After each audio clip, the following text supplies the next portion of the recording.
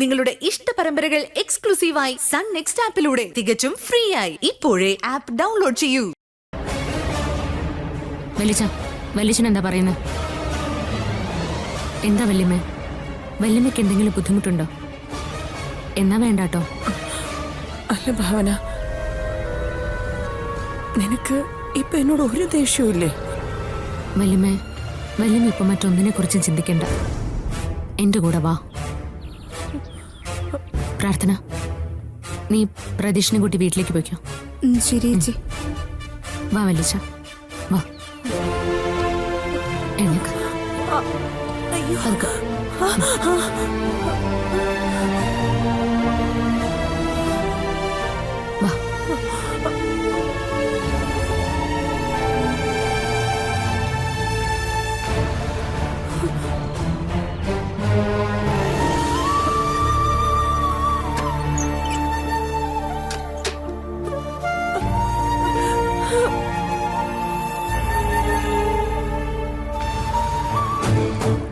ആ, നമുക്ക് നോക്കാം. അങ്ങനെയാണെങ്കിൽ ഞാൻ നാളെ വിളിക്കാം. ശരി.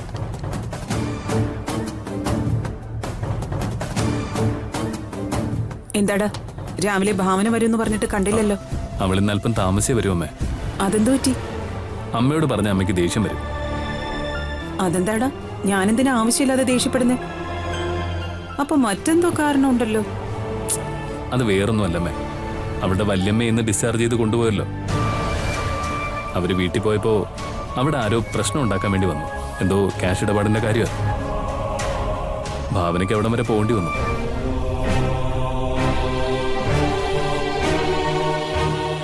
എടോ, അതിന് അവളെന്തിനാ പോയത്?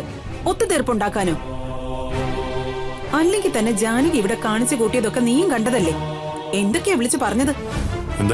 എന്താ സംസാരം? ആ, ദേവേട്ടനൊന്നും അറിഞ്ഞില്ലേ? ഭാവന വിജയപദ്മന്റെ വീട്ടിൽ പോയിരിക്കുന്നു. എന്തോ പ്രശ്നപരിഹാരത്തിന്. പ്രശ്നപരിഹാരത്തിനോ? മനസ്സിലായില്ല. ഭാവനയുടെ വല്യച്ഛന് എന്തോ സാമ്പത്തിക ഇടപാടുമായിട്ട് ബന്ധപ്പെട്ട് അവിടെ എന്തൊക്കെയോ പ്രശ്നങ്ങളുണ്ടെന്നാ പറയുന്നത്. അതറിഞ്ഞ് ഭാവന അങ്ങോട്ട് പോയി എന്ന് എന്നെ വിളിച്ച് പറഞ്ഞിരുന്നു. അതിന് ഭാവന എന്തിനാണ് അവിടെ പോകുന്നത്? അവൾക്ക് അനുഭവിച്ചൊന്നും പോരെ? ഇത് തന്നെയാ ഞാനും ചോദിച്ചുകൊണ്ടിരുന്നത്. പ്രാർത്ഥന വിളിച്ചിട്ട് അച്ഛ ഭാവന പോയിരിക്കുന്നത്. എന്തെങ്കിലും കാര്യമില്ലാതെ പ്രാർത്ഥന അവളെ ബുദ്ധിമുട്ടിക്കില്ല. എന്തിനു വേണ്ടിയാണെങ്കിലും വിജയപത്മന്റെ പ്രശ്നങ്ങൾ തീർക്കാൻ അയാൾക്ക് നന്നായിട്ടറിയാം. ഭാവന എന്തിനാ വെറുതെ ആവശ്യമില്ലാതോടൊപ്പം ഇടപെടുന്നേ? ഇനിയിപ്പോ അതിന്റെ പേരിലായിരിക്കും ആ ജാനകി ഇവിടെ ഒന്ന് പ്രശ്നം ഉണ്ടാക്കാൻ പോകുന്നത്. ഭാവനയെല്ലാം തന്നിഷ്ടത്തോടെ അല്ലേ ചെയ്യൂ. ആരോടും ഒരു അഭിപ്രായം ചോദിക്കില്ലല്ലോ. എന്തായാലും പോയില്ലേ അമ്മേ, ഇനി വരട്ടെ. അല്ലെങ്കിൽ തന്നെ അവക്ക് കുറച്ചെങ്കിലും ചിന്തിച്ചൂടെ? ഇത്രയൊക്കെ ദ്രോഹം ചെയ്ത അവരുടെ കാര്യത്തില് എന്തിനാ വീണ്ടും വീണ്ടും ഇടപെടാൻ പോകുന്നേ? അമ്മ ഒരിക്കലും അങ്ങനെ പറയരുത്. അവളുടെ ക്യാരക്ടർ മറ്റാരെക്കാളും നന്നായിട്ട് അമ്മയ്ക്കറിയാലോ. എനിക്കറിയാം. നിന്നെ ഭർത്താവായി കിട്ടിയിട്ടും അവക്ക് വലുത് അവളുടെ കുടുംബക്കാരും ബന്ധുക്കളും തന്നെയാ. ഇല്ലെങ്കിൽ കഴിഞ്ഞതെല്ലാം മറന്ന് വീണ്ടും അവൾ അവരോട് അടുക്കാൻ പോവോ?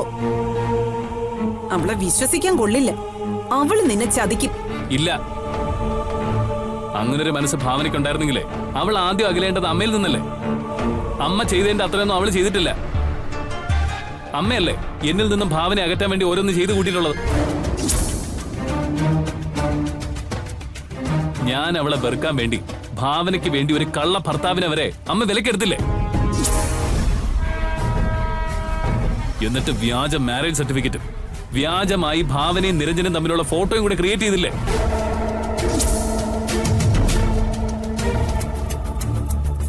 എന്റെയും പല്ലവിയുടെയും കല്യാണ റിസപ്ഷന്റെ അന്ന് ഡോക്ടർ ശ്രീറാമിനെ വാടകയ്ക്കെടുത്ത് ഭാവനയുടെ വീട്ടിൽ വെച്ച് തന്നെ അവളെ കൊല്ലാൻ ഏർപ്പാടാക്കിയില്ലേ? ഇതിനിടയില് ഭാവനയെ വീണ്ടും അപായപ്പെടുത്താൻ ശ്രമിച്ചതിന് പിന്നിലും അമ്മയുടെ കരങ്ങളുണ്ടോന്ന് പോലും ഞാൻ സംശയിക്കുന്നുണ്ട്.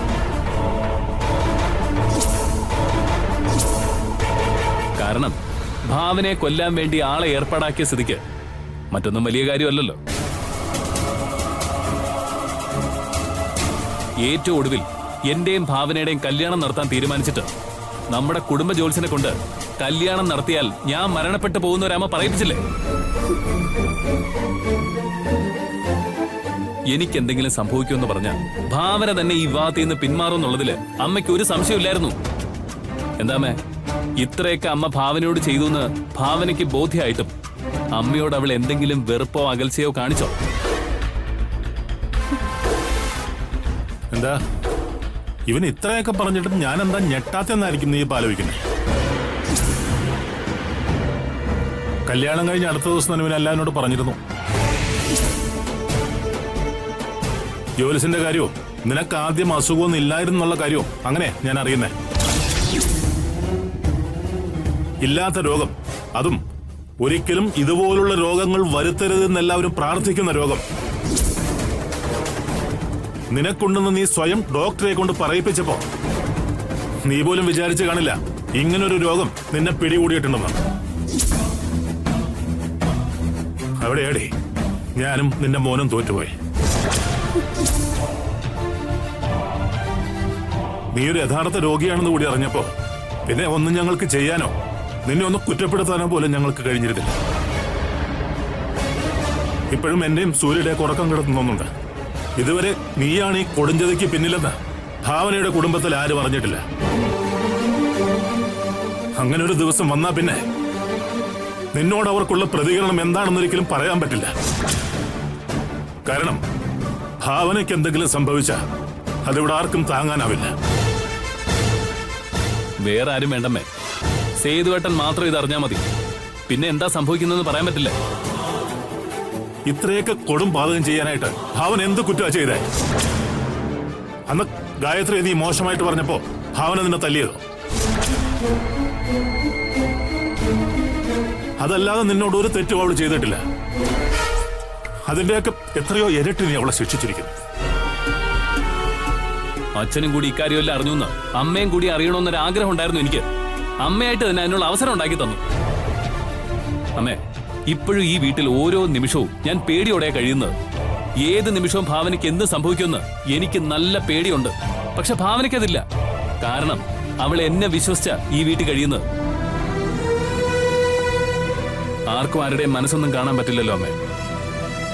അതുകൊണ്ട് ഞാൻ അമ്മയോട് അപേക്ഷിക്കുക, എന്നിൽ നിന്നും ഭാവനയെ മുറിച്ചു മാറ്റാൻ ഇനിയെങ്കിലും അമ്മ ശ്രമിക്കരുത്. അങ്ങനെ എന്തെങ്കിലും സംഭവിച്ചാൽ ഈ എന്റെ ജീവിതം അതോടെ അവസാനിക്കും.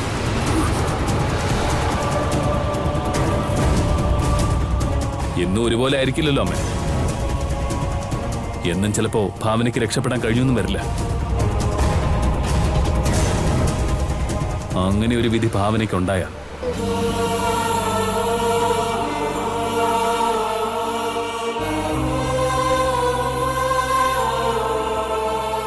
ഇനിയെങ്കിലും ഞങ്ങളെ ഒന്ന് ജീവിക്കാൻ അനുവദിക്കമ്മേ.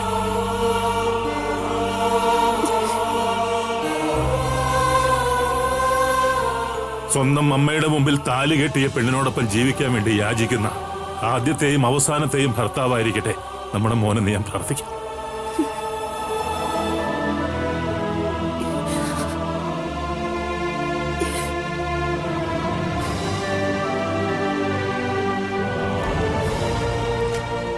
സേതോട്ടാ,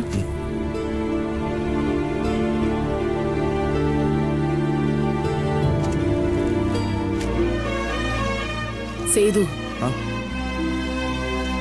ഏട്ടത്തെ വീട്ടിലോട്ട് കൊണ്ടുവന്നിട്ടുണ്ടാവും. നമുക്കൊന്ന് അവിടെ വരെ പോയിട്ട് വന്നാലോ? ഞാൻ ഇല്ല അമ്മേ, അമ്മയും മയങ്ങടെ പോയിട്ട് ഞാൻ വന്നാൽ ശരിയാവത്തില്ല.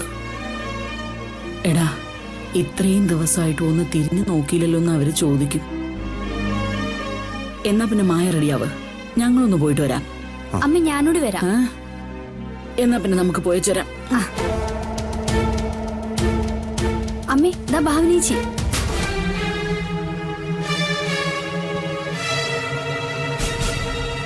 വല്യമ്മേ, വാ. പതുക്കെ.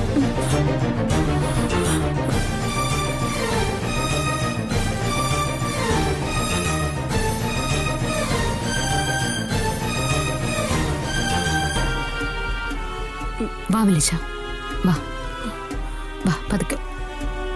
ഏട്ടത്തി അമ്മ ഒന്ന് പിടിച്ച് വരും. ഏട്ടത്തി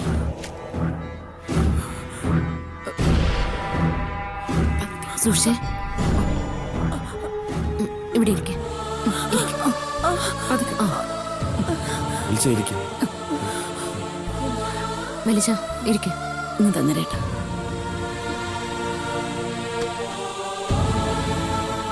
ഗായത്രി, ഞങ്ങളിവിടെ തീരെ പ്രതീക്ഷിച്ചില്ലല്ലേ? ഇല്ല ഏട്ടാ, ഞങ്ങള് മൂന്നുപേരും കൂടി അങ്ങോട്ട് വരാൻ വേണ്ടി നിൽക്കായിരുന്നു.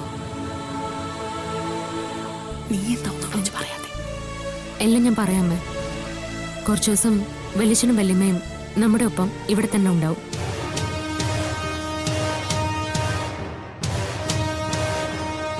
തീരെ പ്രതീക്ഷിക്കാത്ത ചില സംഭവങ്ങള് വലിച്ചനുണ്ടായി അമ്മ. ഈശ്വര, ഇനി വല്ല പുതിയ അടവാണോ? ഏട്ടത്തി എന്താ ഏട്ടാ, എന്തിനാ കരയുന്നത്? ഞങ്ങൾക്കുണ്ടായിരുന്നതെല്ലാം പോയി ഗായത്രി. അമ്മയുടെ ബുദ്ധിമോശം കൊണ്ട് ഇപ്പൊ കിടപ്പാടോ പോയി.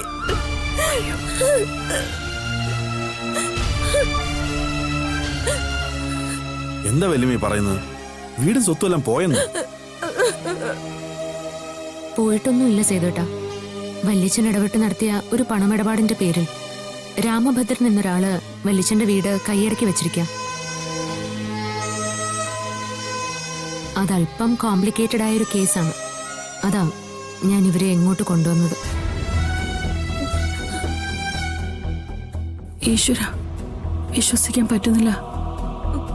വിശ്വസിക്കണം ഗായത്രി. അതിമോഹം കൊണ്ട് ഞാൻ എൻ്റെ ഒരു പഴയ സുഹൃത്തിനെ വിശ്വസിച്ച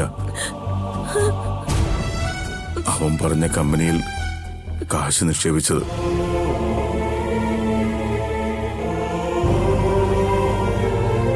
ആദ്യമൊക്കെ കൃത്യമായ ലാഭം എല്ലാ ആഴ്ചയിലും അക്കൗണ്ടിലൂടെ കിട്ടി. അതോടെ എൻ്റെ പല സുഹൃത്തുക്കളെയും ഞാൻ അവർക്ക് പരിചയപ്പെടുത്തി കൊടുത്തു. പക്ഷെ ആ കമ്പനി ഇപ്പൊ പൊളിഞ്ഞു.